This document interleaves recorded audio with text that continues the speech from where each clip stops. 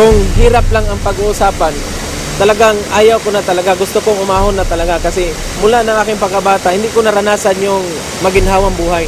Habang nahihirapan ako, mas lalo ako nagpupunyagi, lalo akong talagang tumatapang na labanan yung kahirapan. Kasi nakikita ko sa siyam kami na magkakapatid, walang mahilig sa negosyo. Parang iba yata, parang gusto na nila yung kahirapan.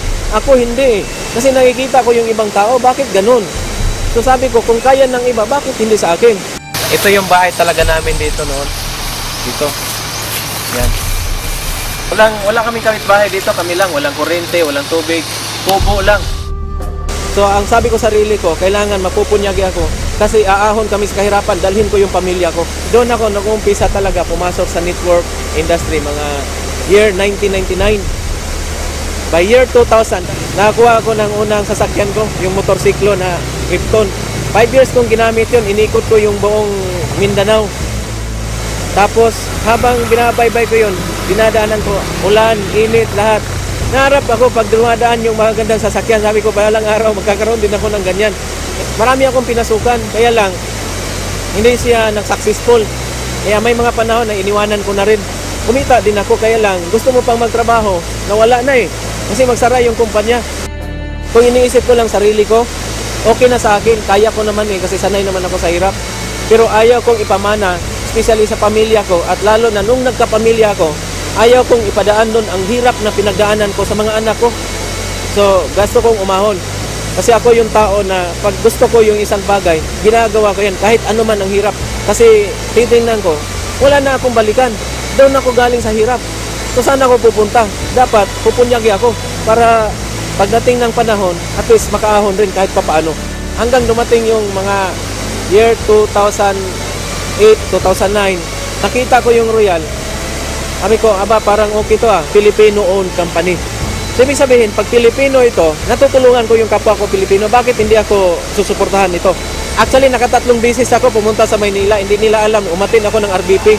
Gusto ko lang makita kung gaano talaga katibay yung kumpanya, ano yung background ng kumpanya. So, nung nag-umpisa ako, doon ako sa Cagayan de Oro, nakinig lang ako sa RBP, nasa likod lang ako. Marami na sila eh. Sabi ko, sige lang. Pag nag-decide ako dito, after how many months, dadami din yung grupo ko, magkakaroon ako. Nung nakita ko sa Manila na totoo pala, doon nag-umpisa yung talagang napaka-tibay na conviction mula sa akin na kung kaya ng Luzon, gagawin ko rin sa Mindanao. 2010, doon ako nag-umpisa na talagang ikinumit kong sarili ko, gawin ko yung Royal. Now, bakit ang Royal ang ginawa ko? Bakit ito ang dinicide ko na ito ang gagawin ko? Kasi nakita ko sa kumpanya, yung mga tao na nasa loob ay totoong mga tao.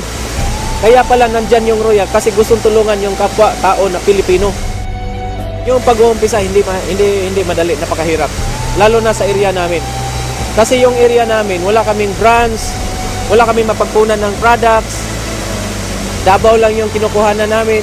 Doon ko naranasan na order ako sa Davao, dideposit ko yung bayad, saka papadala yung products. Talagang hinihintay ko yan sa terminal. Maraming beses ang hirap.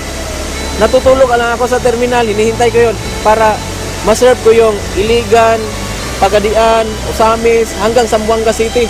Hindi madali, pero nakikita nila yung conviction natin na talagang totoo yung ginagawa natin. Hanggang sa dumating yung punto na sinabi ng management na magkakaroon ng branch ng Cagayan. Doon talagang nabuhayan kami, ako mismo. Kasi nakikita ko na ang hirap, hindi na yung hirap na ang layo ng kinukuhanan. Ako mismo nag-volunteer, sabi ko, kila server, kila press, pwede nyo akong utusan, maghanap ng building para pagdating ng panahon, kami rin na makinabang at lahat ng royalista. Noong nag-open kami, last March 2011, tapos dyan na kami kukuha ng mga chicken namin, yung bag, yung mga sodikso. Lahat-lahat nandoon na eh. Kami ay nagpapasalamat buong puso sa company na binigyan yung hiling namin na magkaroon kami ng branch. Pagkatapos ng isang taon, ang daming nagiging resulta. Kasi ako at saka yung misis ko, 11 months lang namin ginawa yun. Sabay kami dalawa na pumasok sa Millionaire Circle. Doon ko nakita na kaya pala dito sa Mindanao. Yung mga tao na tinulungan namin, naniniwala sa amin, kumikita na rin. So doon ko na-realize na para nagkaroon ako ng napakalaking pamilya. So sa akin ngayon, hindi ko na iniisip magkano yung kinikita ko. Basta unti-unti kong nakikita sila na kumikita na rin, nagbago yung buhay nila. Sa akin talagang talagang napaka-successful ko na doon. Sa totoo lang, maraming mga Mindanaoan na nawala na sila sa kanilang mga gusto sa buhay, yung mga dreams, yung mga pangarap nila. Pero nung nakita yung Royal, unti-unting nabuhay yung kanilang mga pangarap. So gusto rin namin, pangarap rin namin na yung biyaya na natatamo ng Luzon, ganun din sa Visayas, unti-unti na nandito sa Mindanao din.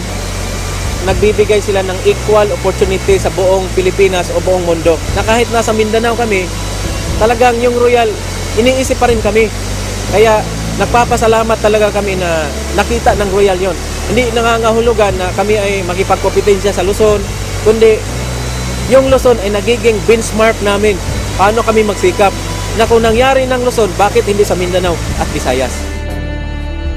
Nakikita niyo yung mapa ng Pilipinas, Luzon, Visayas, Mindanao. Hindi po ito sa pagkukumpare. Yung Luzon parang ulo. Yung Visayas po parang katawan. Yung Mindanao, ano? Ito kung tandaan natin, lahat ng mga Mindanao. Kung saan pupunta yung paa, lahat, katawan at ulo, pupunta. After almost 2 years na nandito ako sa Royal, ang daming nagbago sa akin. Few months ago lang, nakakuha tayo ng bagong Montero Sports 4x4. Tapos after 1 month, nakabili na rin ako ng bago din na bahay. Yung mga kapatid ko na hindi talaga hilig sa negosyo, naturuan ko na rin magnegosyo. Gumaganda-ganda na rin yung buhay. Parang naaambunan sila kung ano yung biyaya na nakuha ko sa Royal. Talagang napakasaya pala na ikaw yung nagiging instrumento na through Royal, natulungan mo yung ibang tao. Hindi talaga ako nagsisisi na pinili ko yung Royal na trabahuin. Through Royal, nakatulong tayo ng maraming tao. Through Royal, kumita tayo ng maganda. Through Royal, unti-unting natutupad yung mga pangarap. Plano ko talaga dito na ako mag-re-retire sa company na to. Sasama ako sa Royal hanggang kung saan siya pupunta.